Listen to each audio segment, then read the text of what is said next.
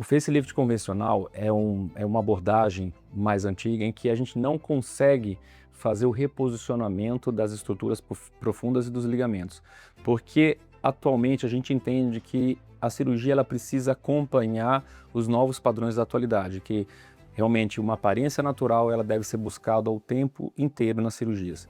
As cirurgias tradicionais elas eram cirurgias que tiravam muita pele e esticavam muitos tecidos, deixando uma pele ainda muito mais sem brilho, opaca e que não apresentava uma circulação adequada. Então a pele ficava muito branca e esticada, com cicatrizes alargadas e um aspecto de susto, um aspecto de espanto. E a evolução dessa cirurgia, a gente não coloca tensão na pele. A pele que a gente tira é muito menor, mas ao reposicionar as estruturas, a gente vem trazer a causa do envelhecimento que ele acontece desde o osso, com a reabsorção óssea, ele acontece com o escorregar das estruturas, com o reposicionamento dos tecidos que eles vão por gravidade descendo. Então a gente vai fazendo uma alavancagem de estrutura, um forro desde a parte mais profunda, para que a gente tenha a pele só uma acomodação dela e a gente consiga, dessa forma, fazer uma cirurgia muito mais moderna e com menos tração de pele. Para as pessoas que apresentam muito medo, né, o receio de mudar as expressões, qual é a importância, qual é o ponto-chave dessa cirurgia? Assim como a digital, cada pessoa tem sua expressão, tem as suas marcas, tem as proporcionalidades de cada rosto. Então nós temos a face dividida em 3 terços, nós temos as proporcionalidades das fendas palpebrais, das proporções do nariz, e tudo isso vai ser analisado de uma maneira muito correta. E além disso, a gente pode fazer uma ideia de uma simulação dos seus tecidos para que você identifique a abordagem principal. Na identificação das causas do envelhecimento e realmente na identificação do exame físico, a gente vai saber quais são as áreas que mais necessitam de reestruturação. E com isso, a gente vai mostrar para você que a gente vai preservar a sua identidade e a gente vai alinhar quais são suas expectativas e seus objetivos. Nós podemos levantar a sobrancelha, nós podemos fazer um olhar mais expressivo, nós podemos alongar um pouco mais as estruturas, nós podemos reduzir o caimento do lábio, a gente pode volumizar a maçã do rosto, tudo isso para a gente fazer com que na proporção a gente consiga ainda chegar aonde o seu rosto permite, para que a gente tenha uma cirurgia sem de trazer uma artificialidade. Na verdade, quem procura a cirurgia do Facelift Preservation são pessoas que têm a sua idade entre 45 a 50 anos, em que o envelhecimento ele já acontece de uma forma mais evidente. Idade máxima, normalmente a gente preza mais pelo critério de saúde. Você pode ter mais de 60 anos e fazer essa cirurgia desde que você esteja bem, esteja saudável. O que é importante dizer? Que quando a gente vai ter a identificação por nossa própria percepção, a gente vai buscar realmente um rejuvenescimento. E aí que a gente vai analisar as estruturas profundas do seu rosto, analisar a qualidade de pele, para a gente encaixar realmente essa cirurgia, a gente poder reestruturar tudo de uma maneira muito natural. A paciente ideal para o Preservation Deep Plane é aquela pessoa que sofre o processo de envelhecimento, que já percebe isso no espelho. Geralmente ele inicia a partir dos 45 a 50 anos e aqui a gente vai trazer os benefícios em que, ao fazer os métodos de volume, de trazer muito bioestimulador, você vai, digamos assim, pesar mais o seu rosto e muitas vezes dificultar a cirurgia. Então, essa cirurgia, como ela vem tratar a causa de maneira muito assertiva, ela precisa estar bem encaixada nesse início do processo de envelhecimento e pessoas que têm um pouco de excesso de pele, a papada, quando tem as bandas platismais, quando sente aquele enrugamento na frente da orelha, pessoas que têm uma queda do supercílio, tem um enrugamento nessa região lateral, o bigode chinês mais pronunciado, então são sinais que identificam o processo do envelhecimento. Bom, o Preservation Deep Plane é uma cirurgia que trabalha as estruturas profundas e vem reposicionar todos os tecidos de maneira muito assertiva. O Preservation ele trabalha com conceitos de utilizar o trabalho anatômico na profundidade para reestruturar suas anatomias, a anatomia de cada paciente. O pescoço, quando a gente chama a abordagem mais profunda, a gente chama de Deep Neck, que ele também faz parte da abordagem da face como um todo, e normalmente ele inicia com incisão aqui e termina com incisão na região posterior. São incisões isoladas, uma aqui e outra aqui, quando combina com a parte anterior na região da frente da orelha. A gente muitas vezes precisa tirar a glândula submandibular, nós precisamos tratar o platismo que está frouxo, tirar a gordura profunda do pescoço, reposicionar e refazer o ângulo da mandíbula, porque a gente precisa trazer todo esse sinal de jovialidade que, quando a gente tem uma sombra abaixo da mandíbula, significa que esse paciente tem juventude no seu rosto, e a gente recria isso na cirurgia. Então o Preservation ele trabalha também todo o complexo da face, desde o início da pele até as estruturas profundas. Bom, a flacidez do pescoço, muitas vezes a gente fica nas fotos, basicamente quando a gente usa o celular, a gente se vê na câmera e vê quando começa a ter essas dobras e a perda do contorno da mandíbula, dessa região do queixo.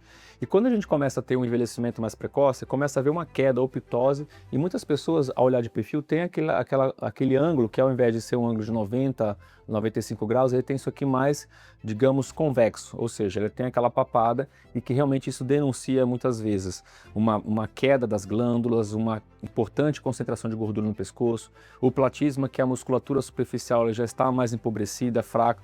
Então o pescoço ele pode realmente reposicionar, mudar todas as estruturas e mudar de maneira drástica a sua expressão. Assertivamente falando, ele se combina com o Preservation Deep Plane no terço médio superior, que aí é o tratamento completo da cirurgia de face.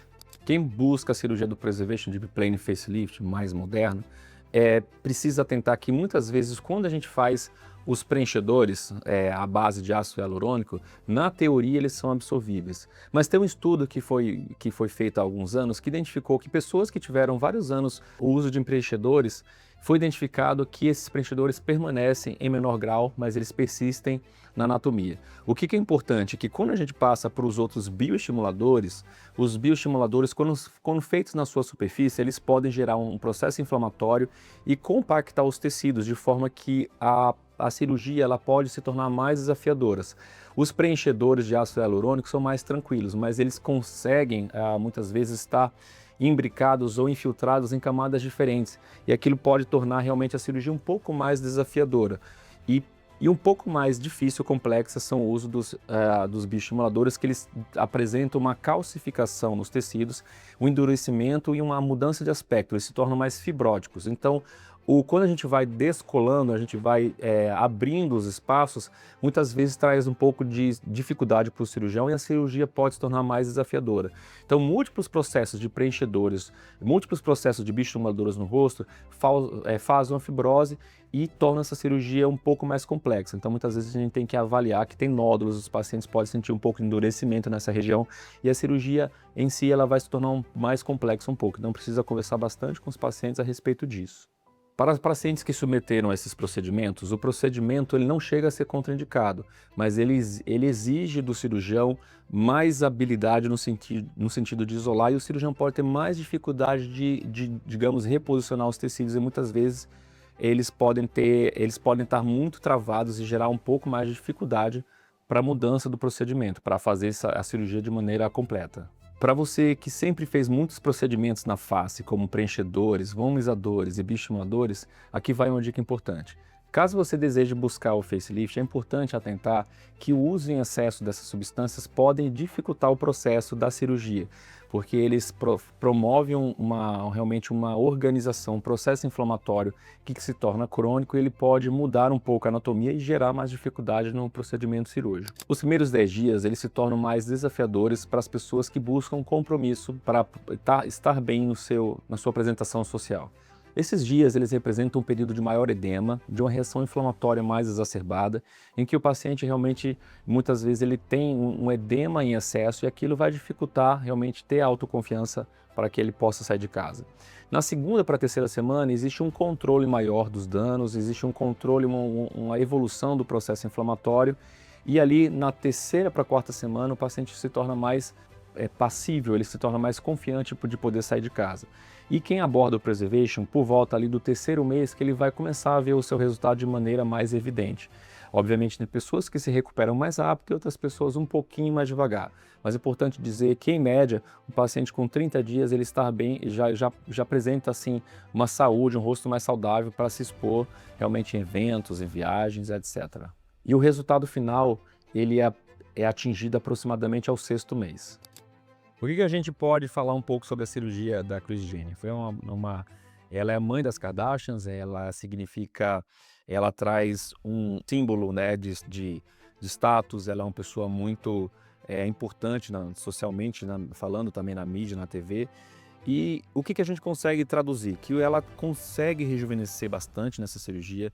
Nós temos uma expressão leve do olhar, nós temos um excelente reposicionamento do supercílio, a sobrancelha dela está muito bem alinhada, nós temos um olhar aberto, nós não temos mais o excesso de pálpebra, então foi feita uma cirurgia de blefaroplastia, e a gente tem um olhar mais alongado, possivelmente foi feito um pouquinho de fox eyes para fazer um pouco mais de um olhar mais sedutor. Nós temos também um reposicionamento da estrutura do terço médio, a gente tem a maçã do rosto valorizada e também a gente tem um contorno da mandíbula muito bem feito, que a gente tem realmente esse símbolo tanto do ângulo da mandíbula quanto essa região inferior, apresenta a jovialidade, a gente consegue ver bem o pescoço elegante dela e foi uma cirurgia extremamente bem executada, uma cirurgia muito técnica e essa cirurgia dela foi o Preservation que trouxe realmente todos os símbolos de tratamento, né, os elementos que foram tratados desde a profundidade e a gente tem uma cirurgia que não diz, que não traz uma feiura, traz realmente uma beleza, um encantamento, uma leveza, um símbolo de poder, um rosto que tem presença, então isso tudo representa uma cirurgia moderna de face. E uma pergunta aqui, com base nessa mudança aqui da Kris Jenner, qual é a idade que você daria para ela hoje, depois da cirurgia? Me conta.